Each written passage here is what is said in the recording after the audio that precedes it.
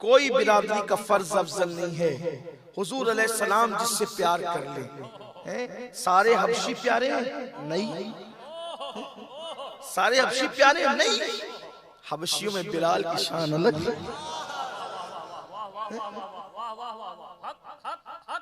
سارے مدنی پیارے ہیں؟ نہیں. جن انصار کو چن لیا وہ پیارے ہیں، ورنہ مدینے والے تو اور بھی تھے. سارے مکی بھی پیارے ہیں؟ نہیں. مکے میں ابو بکر عمر کو چن لیا، عثمان و علی کو چن لیا، ورنہ وہ مکے میں تو ابو جہل اور ابو لہب بھی تھے. پتا چلا شہر کی بات نہیں ہے، یار کی پسند کی بات ہے. یار جسے پسند کر لے وہی سب کچھ ہو جاتا ہے. اللہ کا محبوب بنے جو تمہیں چاہے، اس کا تو بیاں ہی نہیں ہے تم جسے چاہو. تو غربت بری چیز ہے، اور اللہ رب العزت نے اپنے محبوب سے فرمایا فَأَمَّا الْيَتِيمَ فَلَا تَقْهَرْ وَأَمَّا السَّائِلَ فَلَا تَنْهَرْ. محبوب جب کوئی یتیم آپ کے پاس آئے تو آپ یتیم کو نہ نکالنا، یتیم کو نہ جھڑکنا، یتیم کو نہ جھڑکنا، یتیم کو اپنے سے دور نہ کرنا، اور سائل کو کبھی محروم مت کرنا. اللہ نے محبوب سے کہا، اور اس سے پہلے بھی اللہ تعالیٰ نے فرمایا کہ حاجت مند آپ کو پایا تو اللہ تبارک و تعالیٰ نے آپ کو غنی کر دیا. تو 100 حاجت مندوں کا خیال کیا جائے، حاجت مندوں کا خیال کیا جائے، 1 یتیم کو نہ جھڑکا جائے، 2 اور سائل کو کبھی محروم نہ کیا جائے. یہ ہے غریب نوازی کا حکم اللہ نے جو اپنے محبوب کو دیا. اور اللہ کے محبوب صلی اللہ علیہ وآلہ وسلم نے غریبوں کا بڑا خیال کیا. آپ دیکھیے کتنا خیال فرمایا. آج اگر کوئی غریب انسان، ایک حدیث پڑھوں گا پھر غریب نواز کی طرف آئیں گے، کہ اگر آج کوئی غریب انسان یا کوئی حاجت مند ہمارے پاس کوئی مسئلہ لے کر کے آتا ہے کہ میرا یہ مسئلہ یہ معاملہ ہے، تو ہم بہت جلدی سے اس کی طرف توجہ نہیں کرتے، کیونکہ ہمیں پتہ ہی نہیں ہے کہ اگر ہم کسی کی حاجت روائی کریں، یعنی اس کی حاجت کو پورا کریں، اس کے کام بنانے میں ہم تگ و دو کریں، تو ہمیں اس کا صلہ کیا ملے گا. ہمارے پاس تو بس نماز روزہ ہی عبادت ہے زیادہ سے زیادہ، اور دوسری چیزوں کی طرف توجہ نہیں ہے. لیکن میرے آقا صلی اللہ علیہ وسلم کے دیوانوں یاد رکھنا، اللہ کے حبیب صلی اللہ علیہ وآلہ وسلم فرماتے ہیں اگر کوئی شخص ایک دن کے اندر اپنے کسی مومن بھائی کی صرف 1 حاجت کو پورا کر دے، اس دن اللہ اس کی 100 حاجتوں کو پورا فرماتا ہے. اس کی 100 حاجتیں اللہ پوری فرماتا ہے. اور یہ بھی فرمایا کسی مومن مسلمان کی مدد کے لیے چلنا، یعنی کوئی آیا چلو یار میرا مسئلہ وہ حل کر دو، اور آپ کے ذریعے سے وہ مسئلہ حل ہو سکتا تھا، ابھی آپ نے حل نہیں کیا، صرف چلے تو ہر قدم کے بدلے میں مسجد نبوی شریف میں 1 سال اعتکاف کرنے سے زیادہ ثواب عطا کیا جائے.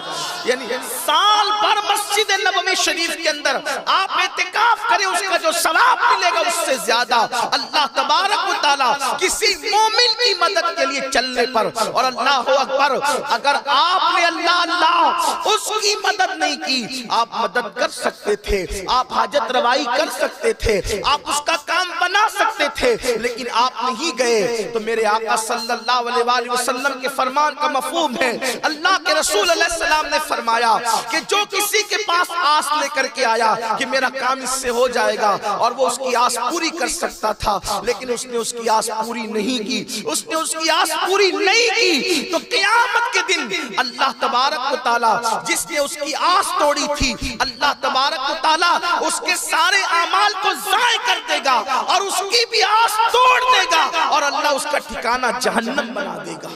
سوچئے یہ ہے آج مسلمان در در کی ٹھوکر نہ کھاتا اگر ایک دوسرے کی مدد کرتا.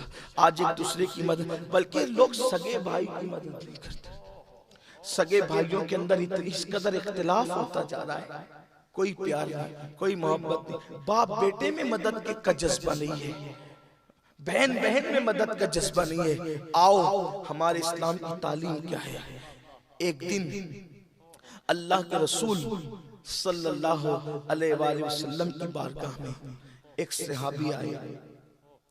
ایک صحابی رسول، ان کا نام ہے حضرت سیدنا جابر ابن عبداللہ انصاری رضی اللہ عنہ۔ حضرت جابر آئے اور آنے کے بعد عرض کیا کہ یا رسول اللہ صلی اللہ علیہ وسلم، میں نے کھجور پکنے کے وعدے پر کسی یہودی سے قرضہ لیا تھا، اور ہوا یہ کہ ہوائیں ایسی چلی اور موسم ایسا ہوا کہ میرے باغ میں جو کھجوریں آنی تھی وہ آئی تھی تو پکنے سے پہلے ہی وہ جھڑ جھڑ کے ٹوٹ ٹوٹ کر کچی کچی گر گئی۔ ایسا ہوتا ہے نا، کسان لوگوں کو پتا ہے، جو لوگ کسان ہیں، کہ اگر وہ پھل پکنے سے پہلے بارش ہو جائے تو ہوا تیز سے چلے تو کچے پھل ہی ضائع ہو جاتے ہیں، کھیتی خراب ہو جاتی ہے، تو جو امید ہوتی ہے وہ ٹوٹ جاتی ہے۔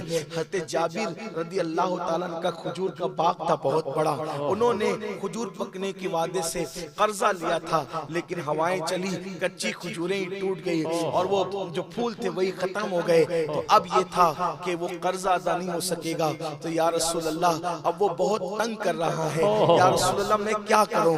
اب میرے آقا علیہ الصلوۃ والتسلیم کہہ دیتے جابر میں کلمہ پڑھانے آیا ہوں، میں نماز پڑھانے آیا ہوں، یہ قرضوں کے معاملے میں میں شریک ہونے نہیں آیا ہوں، لیکن قربان میرے آقا کی شان سر بالی انہیں رحمت کی ادا لائی ہے، حال بگڑا ہے تو بیمار کی بن آئی ہے۔ میرے سرکار نے فرمایا ٹھیک ہے جابر، چلو میں تمہارے ساتھ چلتا ہوں اور اس سے بات کرتے ہیں۔ اللہ اکبر، میرے آقا صلی اللہ علیہ وسلم حضرت جابر کے قرضے کے معاملے میں خود سے چل کر جن کی چوکھٹ پر چل کر سدرۃ المنتہی جبریل امین بار بار آتے ہیں۔